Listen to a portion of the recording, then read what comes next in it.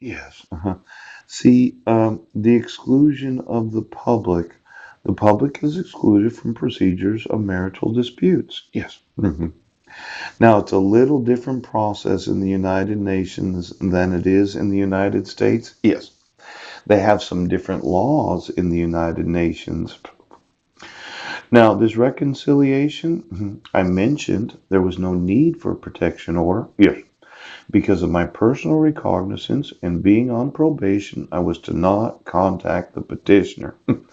Now, I could have explained to Healthy Families of Clallam County the actual recommendation that we should have marriage counseling, and I could have went to court and asked them to order that so as to preserve the marriage, considering the United Nations is the actual jurisdiction of the dissolution of marriage. Now, the court would have had to consider, yes, what are the requirements for dissolution of marriage from the United Nations? There's Article 76. Oh. The court order on divorce shall be preceded by a period of efforts of reconciliation, guided by the court in special court sessions, except when, one of the spouses is suffering incapacity. One or both spouses live abroad. Yes. When the place of residence of one of the spouses is not known. The reconciliation period shall allow spouses a period for reflection and consideration of their decision and to consider all circumstances and consequences. Now, the Children in the Middle Class does not specifically address the reconciliation needs to be able to preserve marriage.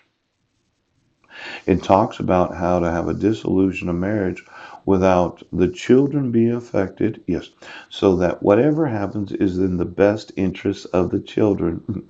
You can't arbitrarily decide that you're going to say that you sent court notices.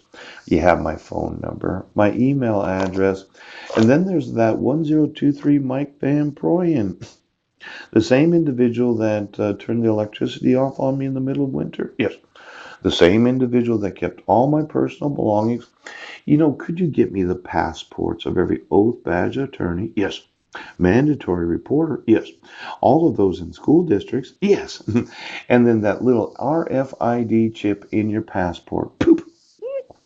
I'd like the supercomputer that knows where you've been traveling for the last 40 years. Yes, it does.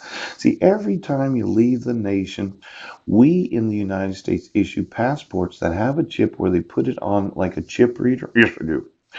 And before you can take an international flight, they make sure that you have your passport because a lot of times airlines won't let you get on an airplane if they know that the nation that you're landing in, yes, requires you to have a passport. Yes. Now, for every politician, yes, all those attorneys, yes, I'm going to want your passports. I don't want you leaving the United States. I don't want you leaving right now. Now, this procedure, okay, a reconciliation.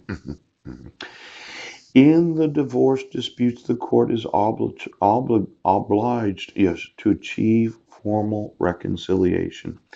If at all possible, I had been able to speak to my wife, yes, from now until last July 2nd of 2011, when she internationally child abducted, baby snatched. Yes. Baby snatched, yes, as in little Benjamin was a little baby, he was 10 months old, yes. All my sons were under the age of 8, yes, they were, yes, they were. Um, we would have to go through some sort of formal procedure of reconciliation to be able to dissolve the United Nations marriage certificate. Now, the final decision on divorce is sent to the parties only after concluding the procedures and only if reconciliation was not achieved. When you obstructed me from being able to reconcile without any due process, saying I'm supposed to motion the court, yes. I want my sons, do you understand? And I'm going to sue every member state of the United Nations that knows that if any of their citizens were married by the United Nations, they have obligations as member states to make sure that this kind of thing doesn't happen. Now, legal competence of the custodian body in the reconciliation procedure. If the spouses have one or more joint minor children, the reconciliation procedure is conducted by the custodian body by applying social work and other professional methods, by utilizing services of marriage and family councils as well as other professional institutions. Did you as a court ever consider exactly what the fuck you were doing? Oh, I'm going to want you put in prison. I'm going to want you put in prison, Judge Rohr. In fact, I'm going to want every judge right now. I'm going to want you in prison and sued for war crimes. You're going to The Hague. Now, procedures will be supported by the principle of free will and cooperation. Do you know how you establish free will? No. You give the person notice of court hearings, and then you give them the required number of judicial days according to the court rules. Yes. And then they, in their free will, have the opportunity to be heard before a fair and impartial panel. Now, you cannot arbitrarily decide,